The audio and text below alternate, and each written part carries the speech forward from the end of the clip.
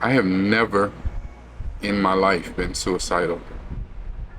I've always been of the attitude that God gave me this life and it's precious, it's special, it's a gift. That's why today is called the present. And who am I to take away that gift? But I can say, without a shadow of a doubt now, that I have been down some dark roads and had despair so on me, where the thought,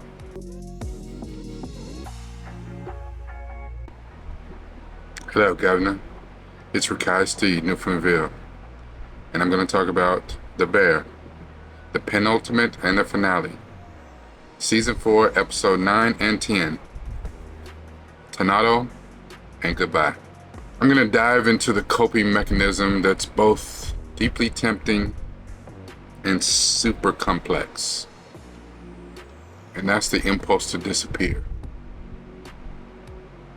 You know, when life hits hard and the pressure, the problems seem insurmountable, or you're grappling with a deep emotional pain, there's a powerful urge to just retreat, to get out of your lane entirely. You know how some people say you need to stay in your lane?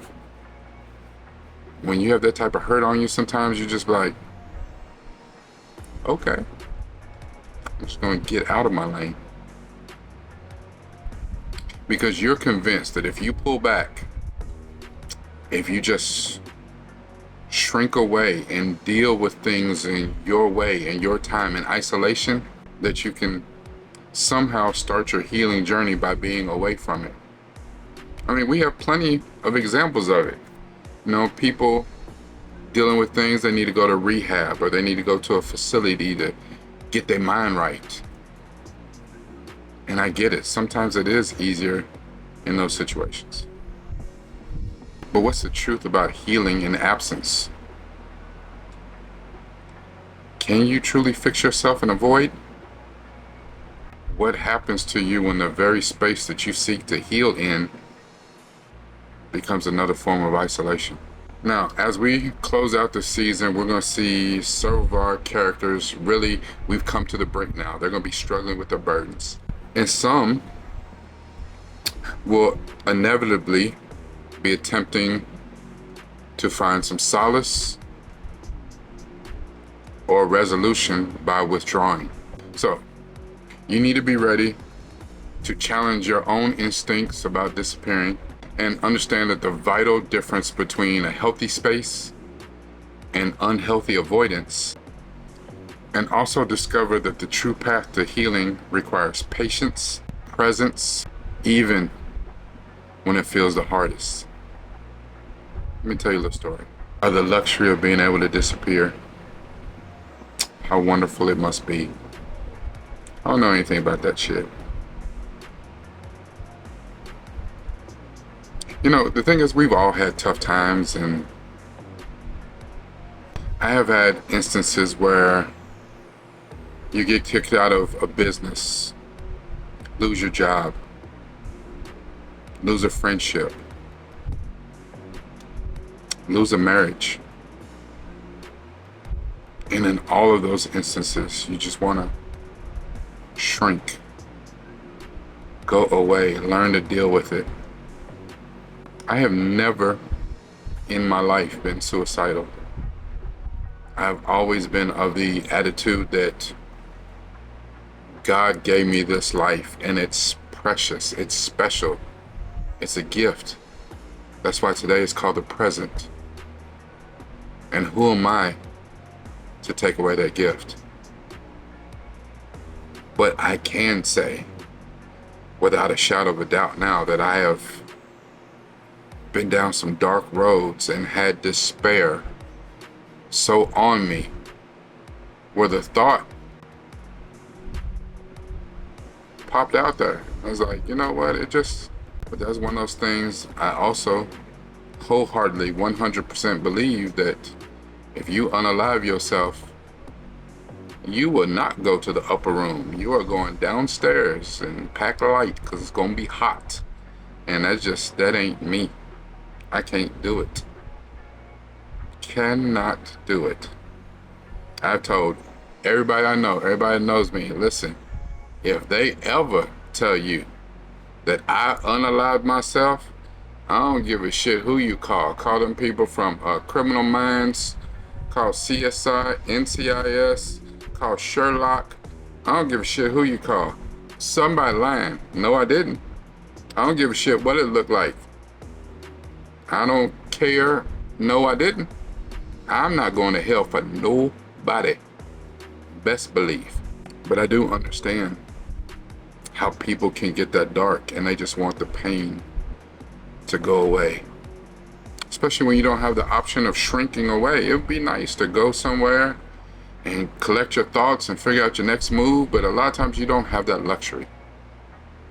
You don't. You have to stand and deal with it where you're at. And the whole time you want to take a step forward, but there's little piranhas biting your ankles and you can't even move.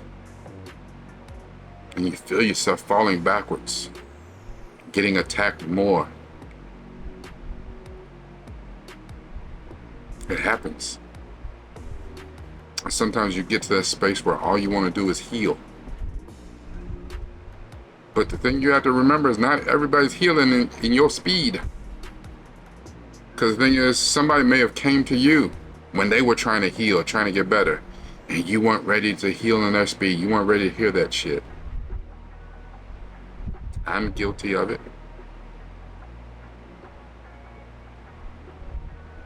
And it's unfortunate.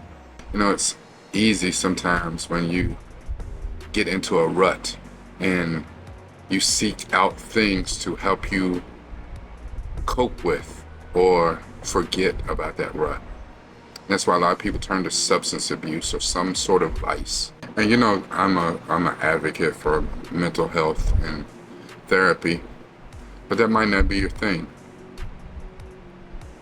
But you do need to find an outlet, something that can help you. Send me a message. I'll tell you what helped me. That may not help you, but I'll tell you what worked for me. And the thing is, here's what you also need to understand. Every day is still a struggle. That's not nearly as bad as what it's been. And I'm non-medicated. Every day still, you know, depression is right there. Depression don't go away. Waiting for you to get weak, for you to get low. And you're gonna roll right up on you like your best friends. Hey friend, remember me? I ain't seen you in a long time. You ready? Now how do you respond? You know, what we're gonna see in these last two episodes is you're gonna see a lot of the characters deal with their burdens. But as we're going through this, think about if you want to be on the true path to healing, you know, it requires patience and presence, even when it hits you the hardest. Are you even ready for that journey? Maybe, maybe not. Let's talk about how you can get there.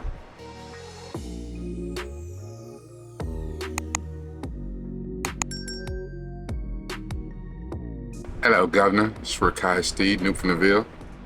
And we're here to talk about The Bear. Season 4, Episode 9 and 10, Tonnato and Goodbye. Now, as you see over the last few videos, I've been doing something different. So I want you to leave me some comments. Tell me what you like, what you don't like, what you miss, what you wish I would add. I'm open to it. But I'm not going to do a really long recap. I'm going to recap and talk about parts of the episode as I go through. Now you know that I love my quotes, and I only have one today. And that's by Vienna Ferrone. And she says, healing isn't some destination where you live without hurt or pain. It's a practice of managing what exists within differently. And I'm calling this particular media therapy deep dive, Getting Out of My Lane. You know, the first episode, Tonnato, episode 9, Carmi is really trying to find closure. He agreed to go over Donna's, and, you know, he took his box to Donna, and he just wanted to drop it off and dip. But she asked him, did he have time? Could he come in and stay? And she gives a heartfelt, tearful apology to him, saying she understands, she realizes where she was not a good mother, and she understands how she's hurt him. And now she's just so proud to have all these other people say all these wonderful things about him. But she realizes all these people talking about her son, she don't even know her son. And he doesn't know her.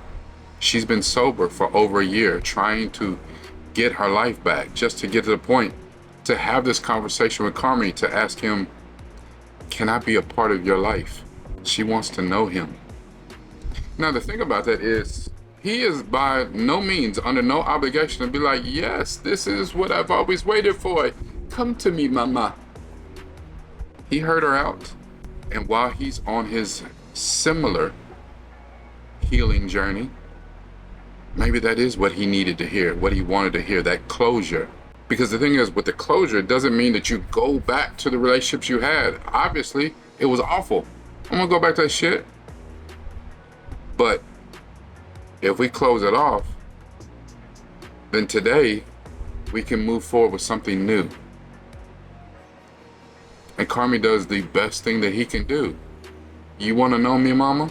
You want to know me, Donna? Here's how you know me. And he goes in the kitchen to make her something. He goes and just digs through her cupboards, through her refrigerator to make her some food. Which is weird because she's the mama. She's cooked for him all her life. And I'm sure she was probably a pretty good cook. But he is a world-renowned chef. All these great things that you're hearing about me is about the restaurant. So let me show you. I've been a chef all this time and you've never had my food. Let me show you what they're saying about me. Something simple. Because you put your emotions, you put your heart. Your emotions go into when you cook food for other people. Especially if it's coming from a real, a genuine place. So he makes Tonnato for her. Now the thing is, we are sadly at the end. And we have about a day left. And then the clock will run out and we'll cease to exist. So we're getting down to the last day of service. And Carmi spends a lot of that day with Donna, fixing what was broken. Ibrahim agrees to partner with Albert Schnur in franchising the beef, the sandwich window. And it just so happens that as Albert's leaving, he runs into the computer who had just got through talking to Natalie, talking about why should we leave this place open. And Albert and the computer have a conversation that they both understand. There is a huge opportunity because the beef window is extremely profitable. They sell out every day in 2 hours. They're barely open, they sell out. And Ibrahim's numbers are jumping off the page. His numbers are great. So Albert suggests himself to be a partner to help push this forward. Ibrahim says, of course, he needs to talk to Carmi. But Albert runs it past the computer. And the computer's like, he tells Cicero, get out the car. You need to hear this. And Cicero ain't trying to hear it. I'm trying to get the hell out of here. There's 1 day left. This shit is depressing. I don't even want to be here. I'm trying to sell my house just to stop some of the bleeding that I'm doing financially. Luca goes in and tells Tina to make a test dish. No pressure, just test it. You know what I'm saying? See if you can run me off a test dish. And cool, calm, and collected Tina, she makes the dish. To her surprise, she gets in under the 3 minutes. She harnessed that pressure that Luca was talking about before.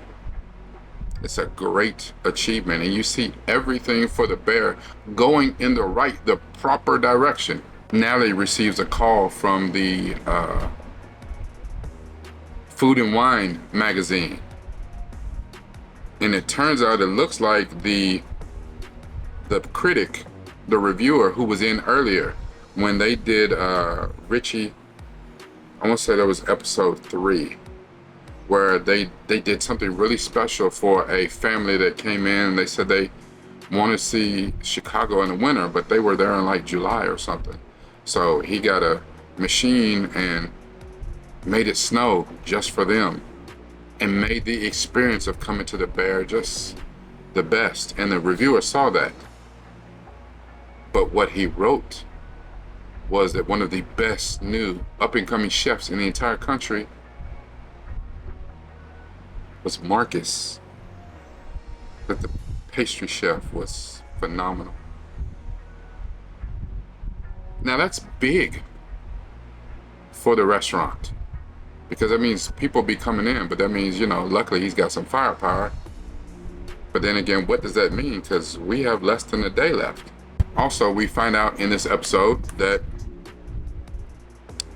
Pete finally talks to Sydney, and he asks her, you know, why didn't she sign the agreement? And she's like, I really don't understand it. And she's like, yeah, well, Carmi came to us and he's given half the restaurant to Cicero, and the other half is going to you and Suge. He wrote himself out of the agreement. And that leads us to our final episode. You know, if you think about it, was that episode, was that form of closure, was that about accountability, or was it about something else? You know, the scene between Donna and Carmi is riveting. It is Emmy worthy, because it takes a certain amount of vulnerability to pull that scene off. And Jamie Lee Curtis, the hurt that she is saying that with, you know, and to his credit, Jeremy Allen White didn't say a lot in that scene, but his eyes, his facial expressions, he emoted so well. You know, I mean, I'm not saying I did. I'm not saying that my eyes sweated. I'm not saying that. So let's get that out of your head right now. Let's not do that.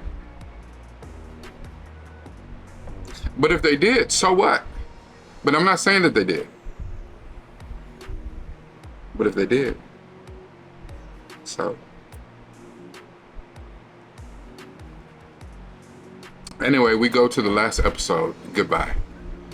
Very appropriately titled, because we know what's coming after we heard the bombshell of what the new agreement was. When Carmi first called Pete to make the agreement, we didn't know what it was. Now we do. Why would he do that? Like, we don't have an explanation. Just Pete told Sydney. He was like, wait, what the hell? So this final scene is shot in the back alley behind the Bear. It is after the final service before the clock runs out.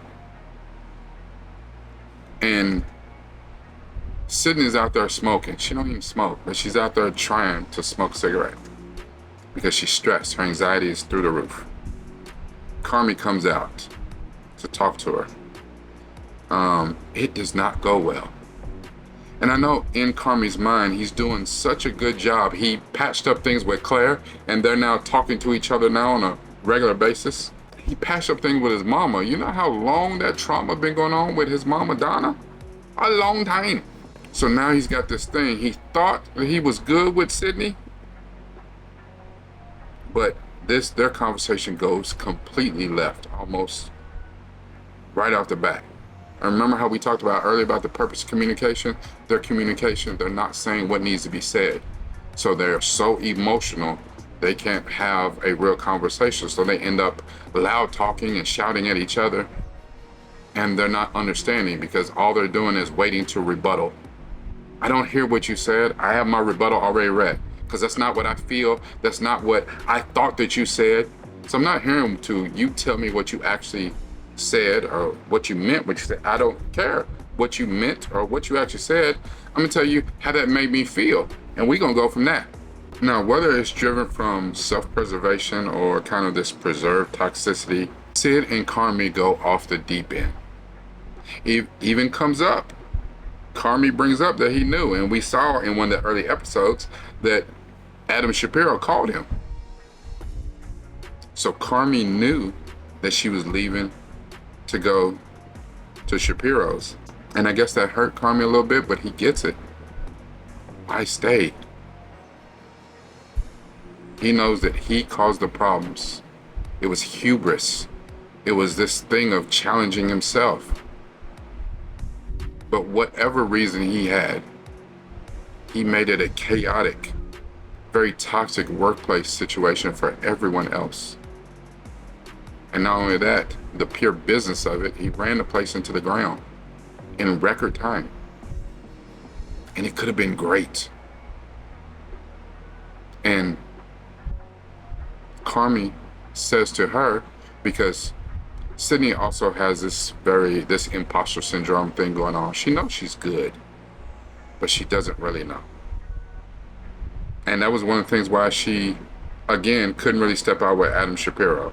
She knew that she was good, and him wanting her to take over and run the restaurant and you know, be the head chef, do whatever she wants, staff how she wanted, cook what she wanted, whatever. She wasn't ready for that because she didn't believe in herself as much as like Carmi believes in her, as much as Adam believed in her. But then there's something to be said about found family. And she had a found family in the bear. Yes, it's chaotic. Yes, it's toxic. Yes, it's dysfunctional. A lot of times that's what family is. You know, it's hard to be a healed person, a sane person in an insane asylum. But the thing is, everyone in the bear was capable of growth and capable of being better. A lot of times they took leads from their chief nutcase, which is Carmi. And it's unfortunate because he's capable of so much better. And now that he's gotten on the road to being better, a lot of times when that pops up in real life, I know it did for me, when I finally got on the road to being better and kind of taking care of my mental, it's too late. It's a day late and a dollar short. You know, Carmi made this stark, irreversible damn near decision to distance himself. If he brings the chaos, if he is the Loki of this restaurant, then the best thing for the restaurant to thrive is to remove him. But he also doesn't understand that he is, oh captain, my captain. And it's not that we want you to remove yourself. We want you here. We need you here. We just need you to be less of a nut job. And Carmi's point is, I don't know if I can do that. I don't even have a passion for cooking anymore. He reveals that he's lost his passion for cooking because he feels like he was running away from all of his problems. Coming back to Chicago after Mikey's death, the beef, the bear, that he was avoiding dealing with so much. You know, at the episode 7, Bears, he ran into Lee, Uncle Lee, at the wedding. Can't stand Lee. And in one of the episodes in one of the other seasons, Fishes was so pivotal because Mikey and Uncle Lee got into it bad, bad. Where Donna actually ended up running the car into the house to stop the chaos, not understanding you could have killed somebody. And you want to talk about adding chaos? Who says, you know what? I can't stop them from shouting and screaming and possibly fighting. I'm just going to run the car into the damn house. That'll stop them. That's a way to show them. Listen, mental illness is real. But Lee has a really good talk with Carmi and tells him that after that, Donna's dedicated herself and she's been sober for over a year. And After all that situation, Carmi left, and Mikey and Lee actually had a relationship. Like, they got to know each other, got to be pretty good friends. Mikey talked about Carmi all the time. Carmi couldn't believe it, because he's been struggling with this for so long, this amount of dysfunction that he's been living in. How could they have been cool? Like, you mean to tell me I'm not supposed to carry a grudge, like, forever, ever? So that was one of the things, that talk with Lee was kind of one of the things that led him to go see his mom. She'd been sober for over a year, and he's on the way. He kind of patched things up with his mom in the beginning, but he's on the way. But now he has all new problems. He's him and Sydney on the outs. She can't stand that he's leaving. How dare you leave? We are in the thick of it. We're in a mess right now, and right now it looks like the Titanic might be going down, and you the first one in the damn lifeboats, you son of a bitch, mother. So then Richie comes out. God damn. And it's almost when Richie comes out, he's like, you know what, hold on, put this Vaseline on my face. Let's get my gloves on. Ding ding, it's about to go down. And we have actually been waiting on some sort of confrontation between Richie and Carmi since last season. And they fall out. But in that falling out, they say a lot of things that need to be said. And they start explaining things. Going back to the episode Bears, where they were sitting under the table talking about their greatest fears, now they really talk about the issues between them. There was a resentment between them. Carmi resented Richie for being so close to Mikey, what he wanted.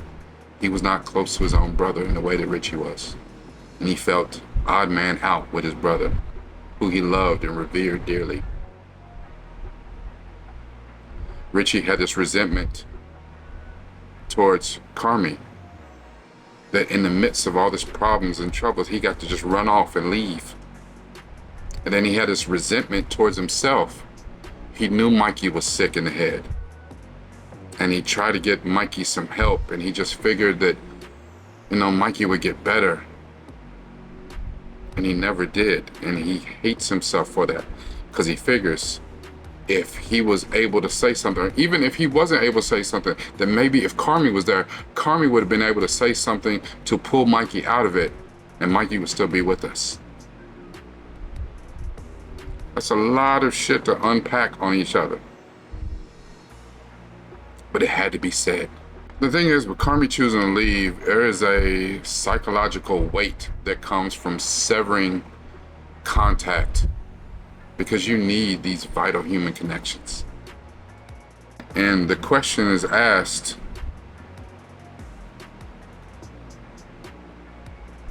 is it worth it to break these bonds of friendship and family you have for this so-called ill-gotten freedom? So we end the episode thinking, now what? Because Sid says, if you're gonna leave, because it's clear I can't talk you out of it, then I'll accept the new terms, as long as it's Cicero gets half, but me, Suge, and Richie split the other half. Because Richie's come a long way. Richie's earned it. But the thing is, the episode, as it goes off, we see the clock in the kitchen run out. Now what? This is Rakai Steve, new from the Ville. Make sure that you share this with as many people as possible. Like this video, like my other videos, but like it. Leave me some comments. I told you earlier, leave me some comments. Do you like the new format? Not? Tell me what you missed, tell me what you liked, tell me what you thought about this, about, the cost of abandoning or leaving your friends to try to heal, about that closure. And if for some reason you haven't subscribed, it's not too late. Just hit the button, subscribe, and then watch all the videos that you can. There might be something that actually resonates with you. At the end of the day, it's about this. But it's even more important when it's about this. See you on another series.